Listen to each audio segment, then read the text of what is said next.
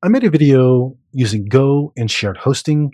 Figured I'd give it another try with Zig. So this is Zig 014 release, and I'm mostly able to get it to work in the same context. Well, not the exact same. So I had Go working with fast CGI, which is it'll keep it running temporarily, and then after some point it'll just arbitrarily terminate it. When that lets you be able to do things like you could have a task set up that runs in the background, which is really cool.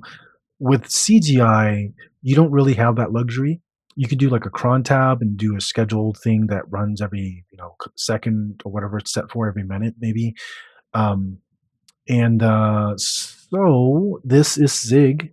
This is my little example here using Zig, spitting out some code or some text here based off the user that was put in the path here. And if I don't put a user like foo, it won't find it in the database. So it does a whole query to the MariaDB database that this has. Helios what I'm using here. It's $1 per month for shared hosting, which I thought was nuts. It's a quick little setup thing. And you have a free tier. The problem is the signups are in a very limited um, time slots. I think it's every 12 hours, but you have to come back exactly at that time to be able to sign up. If not, you're kind of like, you know, that thing. So yeah, what basically everything that I did in Go, I would have to do in Zig. And the problem with using Zig in this instance is nothing's implemented. At least there is the MyZQL that is implemented, which I think is cool. The gotcha here is that everything else you need to do by hand. So the query parser, to be able to take in the query and be able to parse it, you need to write. The router, you're going to have to query or get the info path, the environmental info path, parse it, make your own little router. I just did memory equal for this, and then this was one starts with to be able to do like a pass in whatever else is there. I put in other slashes and whatever else to take the whole thing for the user path and try to use that there. I didn't want to write a router. I didn't want to write a really complex thing here, but then you can see I have my user structure, and then go ahead and do a prepared statement here. Oddly enough, a couple little gotchas I ran into is the MySQL. I try to do created at, and all the errors that do happen, by the way, in your code that runs at like goes into an error log. So you can always come back here and kind of see the errors that are spitting out by Zig when it's running. So you can see some errors here. So error blah blah blah. It's hard to read because I'm at a really small window, but you kind of get the idea. You would go to your error log for that. Um, but I couldn't get this to use the create or the date time field in my SQL. It kept giving me like an enum, which if I went to my ZQL dot constants and then dot what was it, enum flag, and then in the enum flag there is it's just a number, but the error I was giving me was saying enum flag dot MySQL date time whatever. I'm not sure what to do about that, so I had to convert that date time into an actual string, and then just use it like that. And then you can see it's a prepared statement. So I'm in my execute. I provide the parameter to my question mark. Pretty straightforward for that. Call it in, and then just print it out hello user ID, which is what you see there. So when I put in an invalid one like foo and percenter, you can see that there's no hello user ID there because it doesn't match what's in the database. There's no record for that.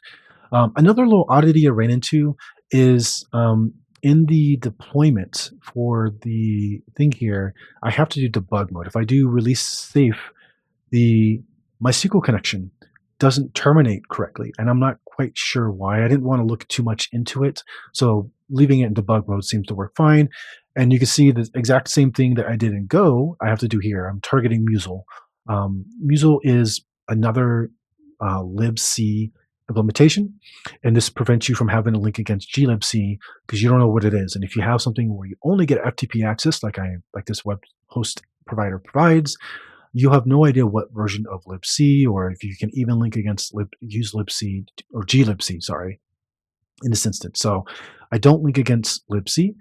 This does create just like in Go, a huge kind of swath of things you cannot do in including libraries into your project, which is usually fun because Zig is kind of just kind of on its own anyways. You're writing all this stuff by hand. I had to you know, to do the like little um, router here. It's not much, and at the very top here, I have like a request and a response struct to kind of give some basic idea, and then I spit it out at the send here, which it's just CGI is very simple. It's just spitting out like printing instead of printing to the console, you just print to the outs, and that's it. So you do content type, and I put in Zig. So when I click on here and I go to header, you can see as at Zig 0.14, and that's because I printed it out here. So you know they match.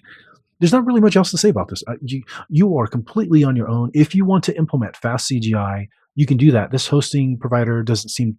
I haven't tested it, but I'm assuming they don't have it, and it's a bit more complicated to do. It could give you the ability to do asynchronous type of stuff, but you'd have to look into the async libraries that currently available for Zig and make sure they can compile and run with the Musel um, version, the non-libc version. I'm not sure how many can actually do that, so you would be better off just using cron tab and set up like every minute execute type of thing, and that's really it. I'm going to play around a little bit with this a little bit more.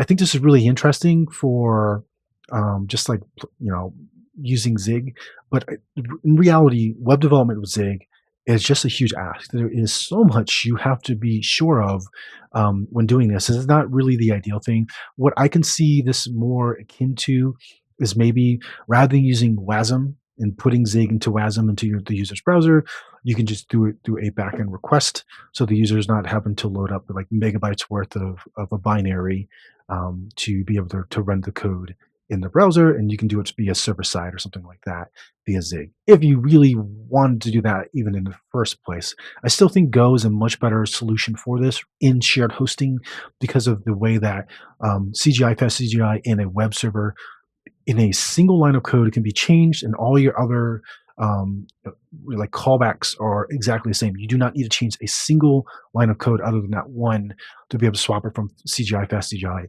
and a web server. So I don't think there's really much else to say. I mean, you're on your own. You're writing this stuff by yourself. It's a good practice to understand web development if you're interested in it, because it's just printing out to that stuff. You learn about HTTP headers and how to deal with them. If you want to do server side events. That's pretty much standard on every web hosting provider.